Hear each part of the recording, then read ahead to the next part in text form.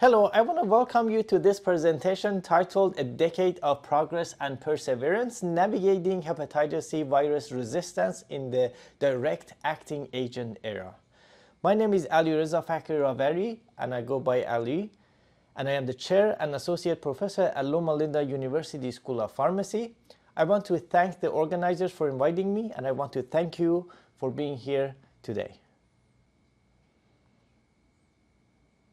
Hepatitis C virus is a positive sense RNA, meaning that it is ready to bind to a ribosome in the host and translate into a polypeptide.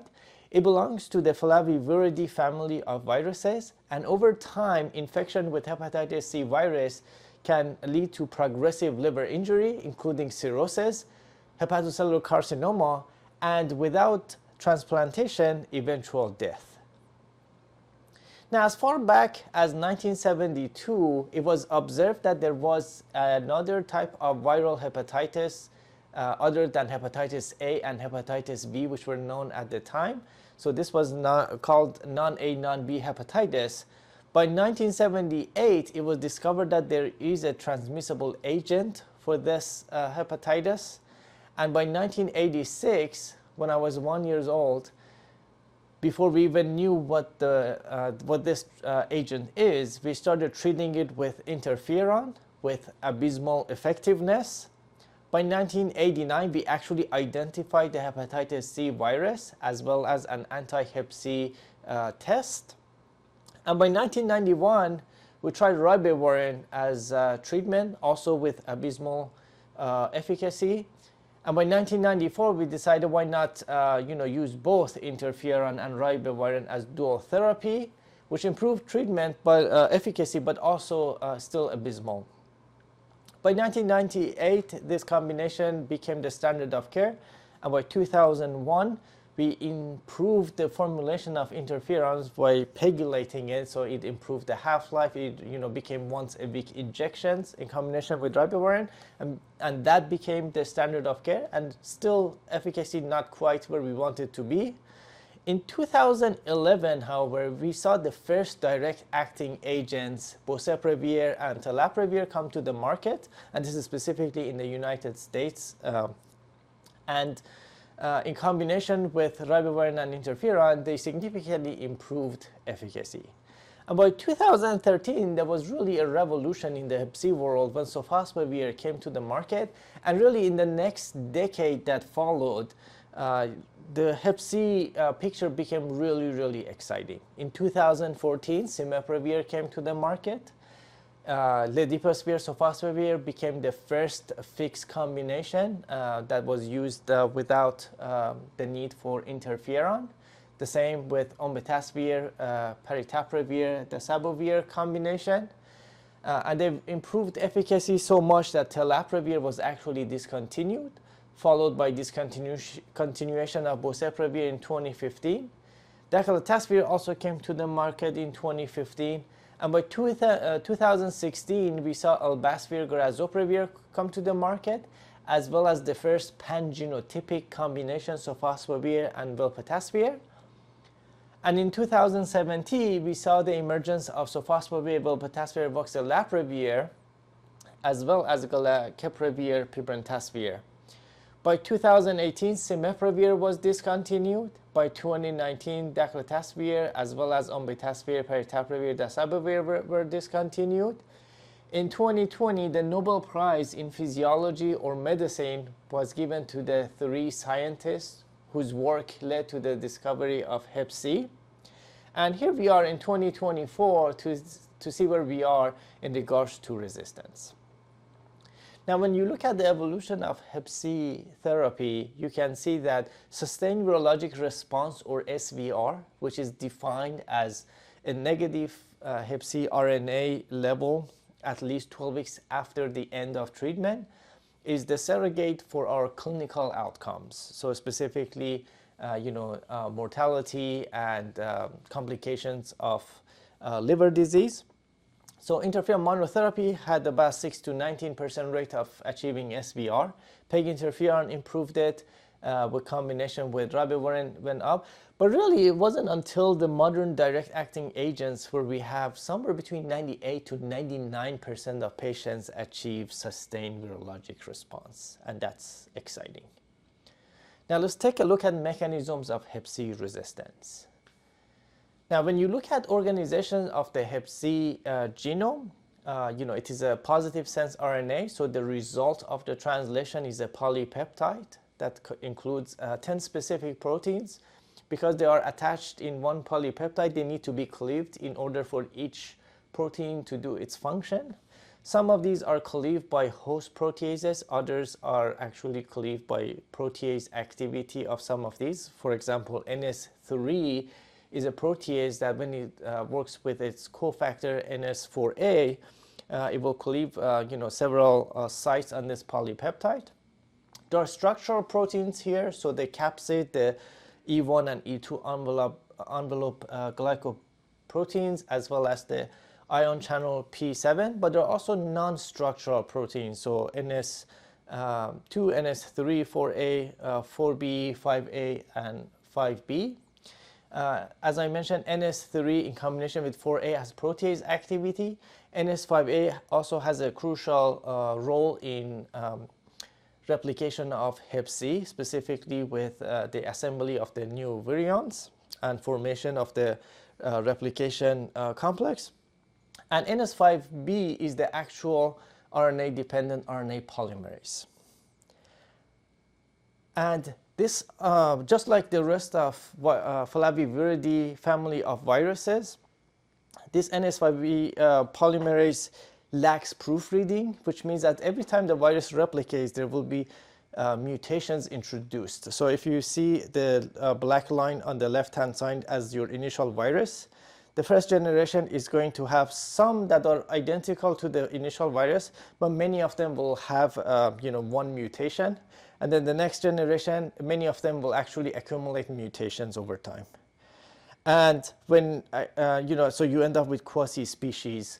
And over time, as these mutations accumulate, when there is selection pressure, essentially resistant species will be selected. And this selection is most often due to antiviral agents, but it can also be due to immune response in the host. Now, let's focus on 3 classes of direct-acting agents that are actually available on the market today. So the first one is NS5B inhibitors. So when it comes to NS5B polymorphism, which again NS5B is the polymerase, so it's throughout evolution of this virus, this has been highly conserved because of its important role in replication. So these nucleotide resistant associated substitutions, or RASs, are extremely rare. So they're only found in 1 to 3% of patients who fail treatment. And when they do occur, rarely, they do not persist long time. So they go, essentially go away very quickly in a matter of days. And this is because these mutations come with a high viral fitness cost. So as soon as the selection pressure is taken away, the virus will revert back to wild type. One example is NS5B S2A2T, which is most frequently reported. That's known to cause, to reduce susceptibility to sofosbuvir. However, it comes at a huge cost to the virus, so it doesn't persist. In fact, sofosbuvir is known to have a high barrier to resistance. Now, there are some exceptions. For example, genotype 6, which is not, which is not that common, but genotype 6 has a large variability. NS3 polymorphism, again, this goes to protease inhibitors. So proteases also have a very important role. So there is some conservation in it, but not to the level of polymerase. So, mutations in NS3 also do not persist long term, but they do take a little longer to revert back to wild type. So they may take a couple months or longer. And fortunately, currently available agents on the market are not affected by the mutations in NS3 so far. One example that's frequently reported is the NS3Q-ADK, which affected Cimeprevir, and Cimeprevir has been discontinued, so this is not an issue at the moment. The third generation protease inhibitors have a high barrier to resistance, so we don't really have much issue when it comes to NS3. NS5A is where the money is when it comes to testing for resistance. So the issue is that mutations with NS5A may not necessarily cost the virus, so it doesn't cause viral fitness cost, and in fact it may actually improve in some instances the fitness of the virus. So these mutations may actually persist for years. And for example, one example is the L31M mutation, which increases replication capacity. And even if it doesn't increase replication capacity, one example, Y93H, actually has similar replication efficiency as wild type, so it doesn't come at a cost. Now, A30K, which I'll talk about shortly, is something that we have our eye on. It's currently is not causing a problem, but as more data comes in, we see how that will unfold. Now, this is a compilation of mutations that are commonly reported that may be clinically significant. So this is a phenotypic analysis to see how much fold change in susceptibility of these agents we see. This is specifically from IDSA and AASLD guidelines. So we can see that in genotype 1A, there are a few mutations in NS5A that cause serious problems for ledipasphere, as well as genotype 1B. Genotype 3A is not applicable because ledipasphere is not indicated for genotype 3. The same with elbasphere. So genotype 1A causes some serious issues when these mutations occur. Now, when you look at velpatasvir and pibrentasvir, these agents are much less susceptible to these mutations. Specifically, pibrentasvir across the board, you can see that it's not really affected by these mutations. And when it comes to the combination regimens, you can see that for elbaspir grazoprevir, there's really 3 mutations that are clinically important in genotype 1A. The same with ledipaspir, sofosbuvir, the same 3 mutations are also clinically important. With sofosbuvir, velpatasvir, genotype 1 doesn't cause any problems. It's a Y93H mutation in genotype 3 that's clinically important. And as I mentioned, galicafravir, pibrentasvir is doing pretty well. A30K, we just keep an eye on it as data comes in. So, as of right now, we're not really concerned about any issues. Now, let's talk about some strategies for navigating Hep C resistance. So, there are things we can do right off the bat. So, for initial treatment of Hep C, for elbaspir grazoprevir combination, which is indicated for genotype 1 and 4. If it's genotype 1A, it is required to do NS5A RAS testing. And if those clinically important RASs are detected, it is recommended to use something else. So we have better agents, so use something else. For galicafravir, pibrentasvir is good across the board, so we don't have to do anything. Ledipaspir, sofosbuvir, across the board, pretty good. We don't have to do anything. For sofosbuvir, velpatasvir, the only time we need to test is for genotype 3 in patients with cirrhosis. And if Y93 RAS is detected, they recommend to add ribavirin. Although, I'll show you that the evidence is not strong for this recommendation. But this is what the guideline is recommending. And sofosbuvir, velpatasvir, voxilaprevir in general is reserved for retreatment of patients who have failed other treatments. So for initial treatment, if we are to use it, it's literally these patients with genotype 3 who have Y93, and still it's an alternative. So better use other agent like galicafravir, pibrentasvir, and if that's not an option, then voxilavir will be an option. For decompensated cirrhosis, essentially we cannot use anything that has a protease inhibitor. As a general rule, protease inhibitors are metabolized by the liver. So if somebody's liver function is severely compromised, their safety has not been established. So they're not really indicated. So these are the recommendations for decompensated.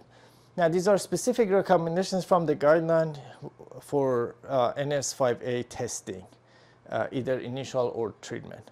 So for elbasvir/Grazopravir, if it's genotype 1A, doesn't matter if it's treatment naive or treatment experienced patients, it's required to do testing. And if we find RASes, something else should be used. Ledipasvir/Sofosbuvir, genotype 1A, infected treatment experienced patients. If one of those if one of those mutations are detected, something else should be used.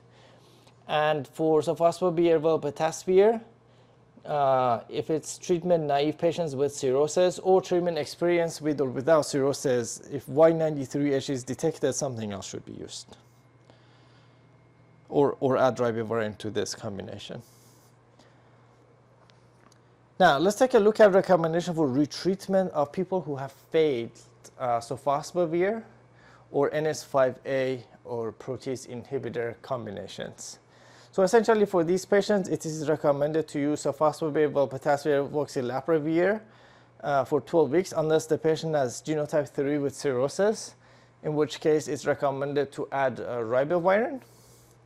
This is something that the data is not the evidence is not strong for this recommendation, so I will I will show you some of the data on this. For gilacapavir, pibrentasvir, with the exception of genotype 3, it's an alternative option for 16 weeks, and this is essentially with insufficient data for genotype 3. So let's take a look at sofosbuvir, velpatasvir, voxilavir. So these are the two randomized controlled trials that brought this agent to the market. So Polaris-1 was a double-blind RCT that looked at NS5A experienced patients about 41% of patients had cirrhosis. It's included all genotypes, and 415 patients were included, and 12 weeks of sofosbuvir, velpatasvir, voxilavir compared to placebo. And the placebo was only matched for genotype 1, so I'm only showing you the results for the 12 weeks of voxilavir. So overall, SVR12 was achieved in 96% of patients, 96% in genotype 1A, 95% in genotype 3, 93% in cirrhosis, and if somebody had genotype 3 and cirrhosis, 93%. And this is without ribavirin. So that's pretty good. Polaris-4 was an open-label RCT that included non-NS5A direct-acting agent experienced patients. 46% had cirrhosis, and 333 patients were included. And this was 12 weeks of sofosbuvir, velpatasvir, voxilavir compared to sofosbuvir, velpatasvir. And you can see that the results were much better in voxilavir group, 98% overall. Specifically genotype 3 and patients with cirrhosis, voxilavir did much better than the comparator. And when you look at the real world data, this is a retrospective multi-center cohort study that looked at patients with genotype 1 and 3. And these are patients who had failed previous treatment. And you can see that SVR12 was achieved in 95% of patients. When you look at RAS, subgroup of RAS, you can see that it doesn't matter if patient had NS3 RAS or NS5A RAS or NS5B RAS, the results were similar. When you look at subgroup of how many RASes, whether it was 0 RAS, 1 RAS, 2 RASes, 3 RASes, the results were similar. When you look at what regimen the patient had received previously, if the patient had, it was for the most part similar, you will see that one thing that was statistically significant is that patients who had received velpatasvir, sofosbuvir, did significantly worse than people who had not received velpatasvir or sofosbuvir, but we're still talking about 90% SVR. So this is pretty good. And in fact, when they adjusted for other variables, this was no longer statistically significant. So you can see that velpatasvir or sofosbuvir in multivariate regression did not reach statistical significance. Now let's talk about galecaprevir, pibrentasvir. You can see that Magellan 1 Part 2 was an open label RCT that included NS3 or NS5A experienced patients. About 30% had cirrhosis, 96% had genotype 1. These are relatively smaller studies, so 91 patients were in this study. They compared 12 or 16 weeks of galecaprevir, pibrentasvir, and SVR was achieved in 91% of patients with 16 weeks of treatment. Surveyor 2 Part 3 was an open label partial RCT, and 69% had received interferon or sofosbuvir previously, and all patients had genotype 3. 131 patients in this study, and again 12 weeks or 16 weeks of galecaprevir, pibrentasvir. The results were similar, but patients who had treatment experience with cirrhosis only received 16 weeks of treatment. Now, when you look at guideline recommendation for treatment of galecaprevir, pibrentasvir failure, essentially they recommend 16 weeks of galecaprevir, pibrentasvir plus sofosbuvir plus ribavirin, or sofosbuvir, velpatasvir, voxilaprevir for 12 weeks, unless it's genotype 3 with cirrhosis, which they again ask you to add ribavirin. And here's some data behind that. The Magellan 3, which was a non-randomized open-label multi-center phase 3 trial, looked at patients with prior galecaprevir, pibrentasvir failure. Very small study, only 23 patients. 30% had cirrhosis. And they did just that, add galecaprevir, pibrentasvir, sofosbuvir, and ribavirin for 12 weeks. Or if it's genotype 3, do 16 weeks, or if it's cirrhosis or prior NS5A or NS3 inhibitor. And they found that overall 96% SVR was achieved. Now genotype 1, it shows you 86. Now this is you have to take this with a grain of salt, because these percentages become tricky when you have very small samples. This is just one patient that didn't achieve it, and it's bringing it from 100 to 86%. Now this study was ongoing at the time it was published, and it has completed, and I haven't seen it published, but on clinicaltrials.gov it does have the final results, which they actually ended up with 33 patients, so 97% SVR. Now next we have a prospective observational study that again looked at prior galecaprevir, pibrentasvir failure, and 58% had cirrhosis. This time the intervention is sofosbuvir, velpatasvir, voxilaprevir for 12 weeks without the ribavirin.